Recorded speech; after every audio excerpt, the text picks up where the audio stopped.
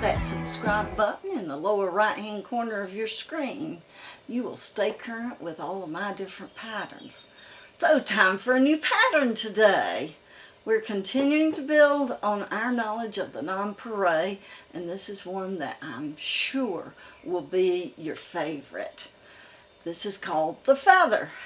My specialty paints will be available on my website. So here are the tools you need. You need single points, and I promise I'll show you how to draw a galguette as a review with your single point. You also have your trusty 1-inch rake, which also creates that galguette.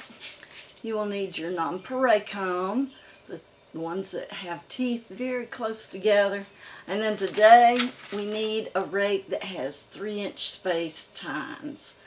So go gather these supplies and let's get started. Okay, here we are, my favorite part. We're in the studio in front of a clean tray of size, and my paints have been stirred and my tray has been skimmed. All those beginning steps to creating the feather pattern.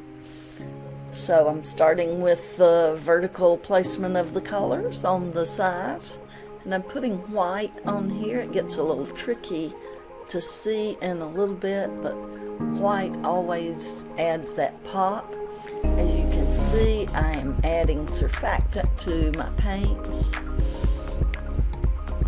and now I'm laying in another color to finish out the tray.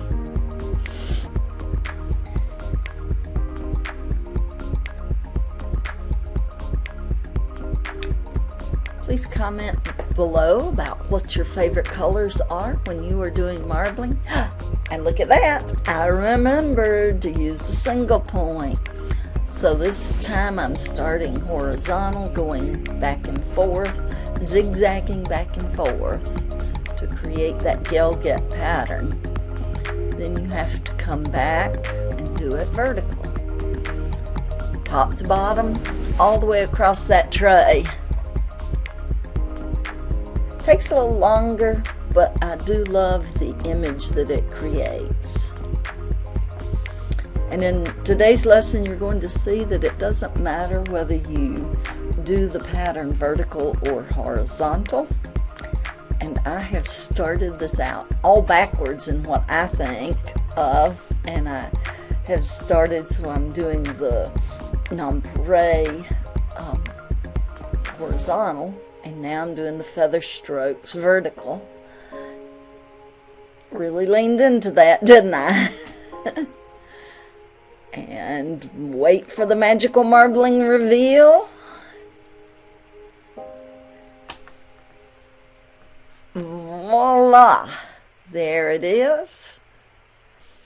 Alright, we're starting with the tray of color. I don't need to bore you every single time with how I place my colors on the tray, because once you get the colors on, it's all about how you draw it.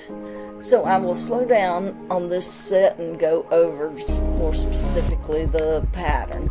So using the 1-inch rake, draw from the top, go back up, split the stroke, go either right or left, and then split that stroke.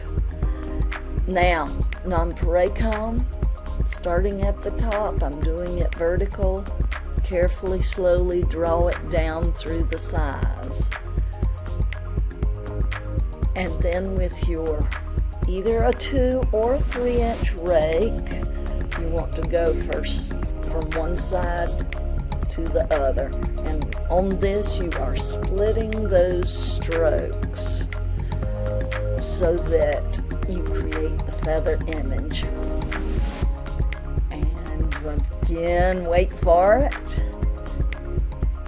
Magical marbling reveal.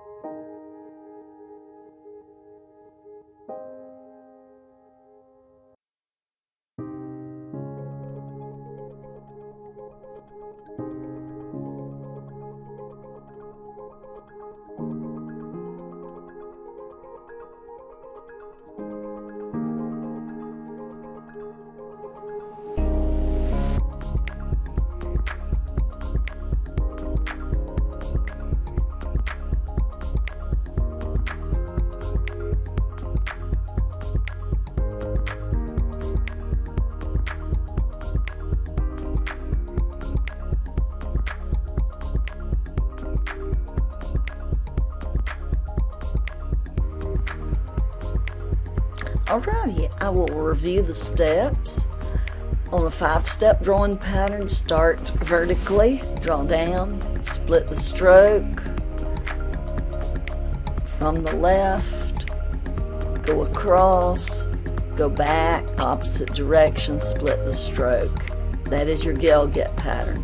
Nonpareil pattern with the nonpareil comb, drawing perpendicular to the last stroke you drew.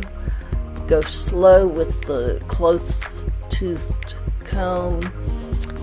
Then with your rake, go across, come back, split those strokes. It's a little easier on this wider spaced rake. Place in the paper to capture and freeze frame that design.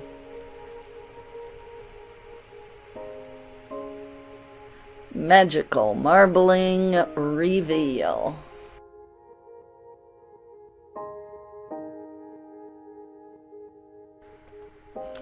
Okay, and I will end the video today with a vertical pattern of the feather, just like I started.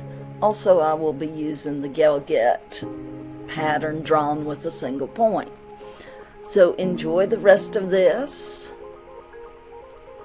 with the music accompaniment.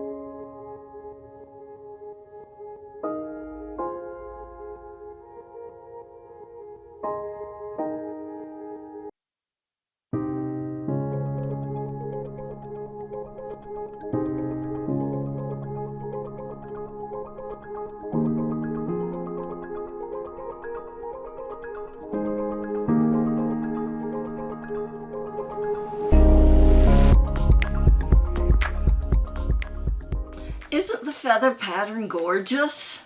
I love the play of the browns and the yellow. So I have my prints. They are dried, so let's take a look at them.